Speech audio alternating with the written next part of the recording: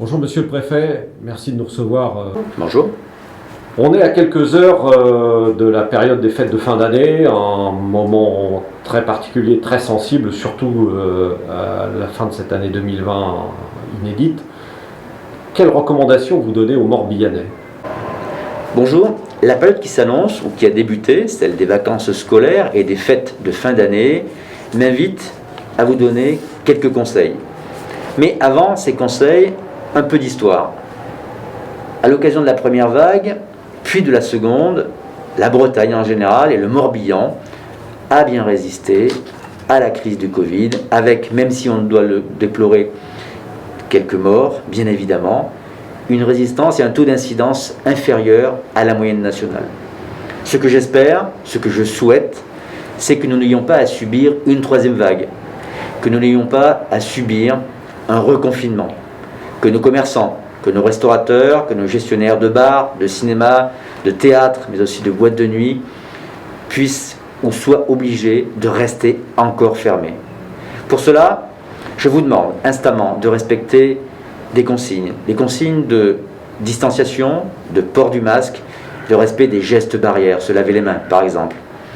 Le deuxième des conseils, et sûrement le plus important, c'est que ce port du masque, les gestes barrières, la distanciation doivent être respectés à l'intérieur comme à l'extérieur. On voit bien aujourd'hui que si l'immense majorité de la population porte le masque à l'extérieur, c'est à l'intérieur que se passe la contamination. On reçoit des amis, on reçoit de la famille qui vient parfois d'ailleurs, en dehors du département, en dehors de la région, parfois de l'étranger. On est heureux, on se retrouve, on s'embrasse. Et là, pour une fois, cette fois, avant de passer en 2021 et en ce début d'année, s'il vous plaît, gardez vos distances, embrassez-vous de loin ou par la pensée plutôt, mais surtout gardez vos masques, il ne faut pas vous contaminer. Le troisième conseil, ne faites pas la fête plus que de raison, ne soyez pas trop nombreux dans un espace clos.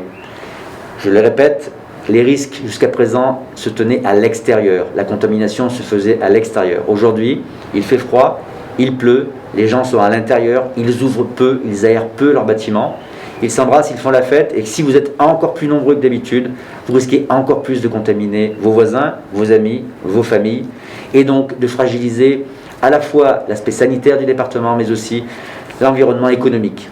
Et je pense que nous n'avons pas besoin de ça. Comme vous le savez, nous avons eu un taux d'incidence élevé, jusqu'à presque 200. Il y a 7 à 8 semaines. Nous sommes descendus lentement, mais sûrement, progressivement, jusqu'à environ 30 de taux d'incidence. Aujourd'hui, ce matin, nous étions presque à 50. Cela veut dire que nous augmentons, nous progressons vers un niveau supérieur à ce que nous avons connu il y a 15 jours de taux d'incidence. Nous sommes environ à 50. Probablement qu'à la fin des vacances, nous serons beaucoup plus haut. Faites attention. Faites très attention. Le couvre-feu n'est pas là pour handicaper les uns et les autres sur leur mobilité, sur quoi que ce soit. Il est là juste pour freiner justement vos envies de débordement de joie, d'expression un peu excessive de votre amitié vis-à-vis des uns et des autres, des embrassades. Et donc, à compter du 25, le couvre-feu sera à nouveau en place. Et dès 20h, les contrôles seront effectifs sur la route, dans les rues, dans les villages, etc., pour justement éviter que ce taux d'incidence ne soit trop supérieur à ce que nous connaissons aujourd'hui et que demain, la population morbihanaise ait à souffrir d'une contamination dont on ne veut pas. On arrive à la fin d'une année 2020 inédite. On sait bien qu'elle a été marquée évidemment par le Covid, le Morbihan particulièrement, puisqu'il a été une des trois premières régions en France à être particulièrement touchée par le phénomène. Qu'est-ce que vous retenez, vous, de cette année 2020 ? Je retiens que malgré le virus du Covid, qui a effectivement perturbé l'activité publique depuis le mois de février, le 29 février exactement, ça a été aussi pour nous le moyen de développer nos relations avec les élus. Nous avons aujourd'hui une relation extrêmement proche, extrêmement fluide avec eux, et je les en remercie, avec leurs administrations. Nous avons également développé des relations de confiance et très partenariales avec le monde de la santé. avec évidemment les soignants, avec l'ARS, avec les gens du public comme du privé. Et je les en remercie pour tous ces efforts qui font qu'aujourd'hui, tout est beaucoup plus simple que le 29 février, tout est beaucoup plus efficace et c'est tant mieux. Il faut que ça dure et nous veillerons à ce que justement ces bons réflexes, ces bons comportements durent et perdurent. Mais c'est aussi le constat que la fonction publique était nécessaire, elle a été utile, elle a fonctionné malgré le confinement, malgré le télétravail pour certains. Aujourd'hui, nous avons mis en place une structuration, un service public de qualité qui permet de répondre aux attentes de l'ensemble du public, les plus pauvres bien évidemment, qui sont frappés par les conséquences de la crise du Covid, les problématiques sanitaires, mais aussi les problématiques économiques.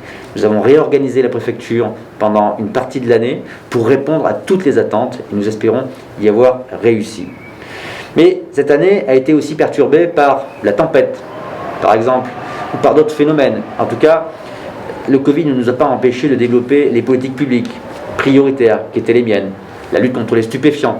Nous avons eu des réussites assez exceptionnelles et je remercie toutes celles et ceux de la police et de la gendarmerie ainsi que la justice qui se sont jetés à bras-le-corps dans cette lutte intensive contre l'usage et contre le trafic de stupéfiants. Mais c'est aussi, comme vous le savez, la lutte contre les violences faites aux femmes, ces violences intrafamiliales, avec une augmentation extrêmement significative des signalements, parce que le travail social mené par la DDCS, par les équipes du département, ont permis à ouvrir la parole, à permettre à ces femmes maltraitées de venir parler, de venir se confier et de nous permettre d'interagir. Interagir auprès d'elles, bien évidemment, interagir auprès de celles ou de ceux qui commettent ces méfaits et celles et ceux qui doivent les accompagner et les prendre en compte au quotidien, les loger, parfois les conduire, les accompagner, les former et les accompagner dans un emploi. Je voudrais revenir sur ce que vous disiez tout à l'heure sur le lien entre l'administration et les collectivités. On a beaucoup parlé du couple maire-préfet. Est-ce que ça fonctionne ? Alors moi je veux témoigner de l'excellent fonctionnement du couple maire-préfet, département, interco, région. Ici, les élus sont extrêmement mobilisés, l'information est extrêmement fluide, les travaux sont très partenariaux avec nos administrations, qu'elles soient des collectivités ou les services de l'État, et ça, je veux vraiment remercier l'ensemble des élus, à commencer par le président du département, le président des intercos, des agglos, le président de l'association des maires ruraux, l'ensemble des maires, bien évidemment, pour partie d'ailleurs qui ont été renouvelés. 40% environ des maires ont été renouvelés cette année, et donc bravo à eux, parce qu'ils arrivent en période de crise. C'est compliqué, parfois certains découvrent la vie politique, la vie d'un élu, et puis la gestion d'une entreprise, alors petite ou grande ou moyenne, qu'est la collectivité. Et donc vraiment chapeau à eux, chapeau à tous et toutes qui se sont mobilisés à nos côtés et nous à leur côté pour faire en sorte que nous puissions effacer tout ou partie des conséquences de cette crise du Covid. C'est aussi l'approche d'une nouvelle année, 2021. Qu'est-ce qu'on peut adresser comme vœu aux Morbihanais ? Qu'est-ce que vous pouvez leur dire ?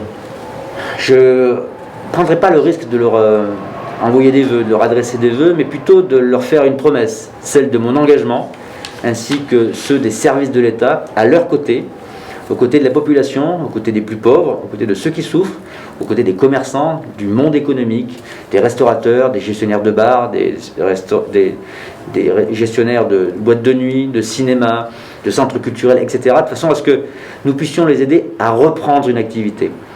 Nous avons mis en place un certain nombre de mesures. C'est évidemment le plan de relance. Des lignes budgétaires ont été ouvertes au niveau national, au niveau régional et au niveau départemental. Nous avons ainsi accordé plusieurs millions d'euros au titre de la DSIL, c'est une subvention départementale au profit des collectivités, notamment dans la rénovation de ce qui est de l'assainissement, mais aussi de la prolongation des réseaux ou des pistes cyclables, mais aussi un peu plus de 35 millions d'euros accordés aux bâtiments publics de l'État pour la rénovation thermique, par exemple. Ce sont bientôt des lignes budgétaires supplémentaires pour la rénovation des bâtiments des collectivités, mais aussi d'autres plans sur l'industrie, sur les entreprises qui postulent aux appels à projets nationaux. Et là, notre mission de 2021, c'est avec les collectivités, la linéarisation de l'activité économique et des marchés publics. Pourquoi ? Parce qu'il ne faudrait pas que cet afflux financier ponctuel et extrêmement massif ne crée un déséquilibre et qu'en fait les entreprises locales ne soient pas en capacité d'assouvir tous ces marchés. Il s'agit pour nous, et nous en avons l'ambition, de linéariser cette commande publique de façon à ce que l'ensemble des lignes budgétaires puissent être utilisées et optimisées, mais aussi que l'activité économique perdure sur 3, voire 4 ou 5 ans, avec d'abord le plan de relance, évidemment le droit commun, des subventions comme la DETR et la DSIL de droit commun, plus le CPER qui avance, qui approche, puisqu'en 2022, nous aurons l'ouverture du nouveau plan État-région qui mettra sur la table également plusieurs centaines de millions d'euros pour des travaux, des aménagements, etc., qui permettront également la continuité de cette activité économique nécessaire à l'emploi. Mais c'est aussi, et pour nous, un enjeu supplémentaire, c'est de faire en sorte que ces entreprises, qui souvent cherchent des employés, alors même qu'il y a des chômages ou des chômeurs, il faut que nous puissions mettre en adéquation l'offre d'emploi et les demandeurs d'emploi, par des formations d'adaptation, des formations nouvelles, des expériences professionnelles nouvelles également, de façon à ce que chacun puisse s'accorder et que enfin nous ayons le plein emploi et des entreprises qui ne cherchent pas des emplois des employés sans pouvoir assouvir l'ensemble de leurs offres. Est-ce que ce dispositif d'adéquation entre l'offre et la demande d'emploi peut être départementalisé? Enfin, est-ce que c'est quelque chose de national qui se décline de la même façon, ou est-ce qu'il peut y avoir une déclinaison propre au Morbihan? Alors, écoutez, bien évidemment, d'abord, il faut évidemment chercher au plus près. Parce que si vous allez chercher des employés au plus loin, il faut d'abord aussi trouver de quoi les loger. D'accord? Puis c'est souvent des affaires de couple. Il faut aussi que souvent il y ait 2 emplois, puisque souvent, maintenant, l'immense majorité des couples sont 2 à travailler. Alors, on peut aller chercher évidemment des savoir-faire ailleurs, ça ne pose aucune difficulté, il faut le faire quand on peut le faire, quand il y a un besoin qui ne peut pas être assouvi localement. Pour autant, nous avons l'ambition, avec quelques acteurs, et notamment le direct, de déployer des moyens nouveaux pour essayer de mettre en concordance l'offre et la demande. Et c'est pour ça que nous allons financer une entreprise morbihanaise pour un test sur notamment les acteurs des travaux publics et du bâtiment, test de CV vidéo de gens qui cherchent du travail et du CV vidéo des entreprises qui offrent des emplois. L'idée étant qu'il y ait une interaction rapide, visuelle, pragmatique, de façon à ce que les uns aient envie d'aller chez les autres, les uns aient envie d'aller dans l'entreprise parce que l'entreprise leur plaît, parce qu'à travers une courte vidéo, et l'entrepreneur ait envie de récupérer ce futur employé, en tout cas ce demandeur d'emploi, parce que eh bien, son CV vidéo lui a plu, son dynamisme, son attitude, son comportement, et peut-être que même si la formation n'est pas forcément exactement celle qu'il cherche, mais peut-être que juste le principe d'avoir quelqu'un de dynamique qui en veut et qui cherche à aller dans l'entreprise permettra à l'entreprise de choisir de l'embaucher et de lui transmettre son savoir-faire ou de demander une formation d'adaptation. 2021, l'année de la reconstruction. De la construction progressive d'une économie un peu nouvelle. Le plan de relance, c'est quoi? D'abord, c'est l'immédiateté, c'est-à-dire c'est le financement par l'État, notamment de matériel technologique, qui permettront aux entreprises d'être encore plus performantes demain. Et donc en fait, l'idée du gouvernement, c'est de faire en sorte que la crise du Covid nous permette d'être bien meilleurs demain qu'aujourd'hui. C'est une modernisation nécessaire, utile. C'est aussi la modernisation des pratiques de commerce. On l'a vu, quand les commerces sont fermés, il faut quand même acheter des vêtements, il faut quand même continuer à se vêtir, à se nourrir, etc. Et donc peut-être que sans tout dématérialiser, eh bien, il faut aussi réfléchir à comment sera le commerce demain, de façon à ce que nous l'adaptions et que lorsqu'il y a une crise comme celle-ci, et ça peut encore arriver, mais nous puissions avoir des réponses immédiates sans que les magasins soient totalement fermés et sans qu'il y ait aucune activité. Donc vous voyez, il faut repenser, il faut construire un peu différemment, mais continuer à bâtir. Reconstruire, ça voudrait dire que tout a été rasé, et heureusement, dans le Morbihan, ce n'est pas le cas. Dernière question, une des actualités du début d'année, ça sera la vaccination. Est-ce que vous vous ferez vacciner ? Dès que je pourrai me faire vacciner, je le ferai. Mais vous savez, la vaccination se fera en 3 étapes, qui dépend évidemment de l'âge, de la comorbidité, des personnes à risque, etc. Donc aujourd'hui, a priori, je ne suis pas assez vieux pour être vacciné dans les premiers. Pour autant, dès que je le pourrai, je serai vacciné, bien évidemment. Merci. Merci.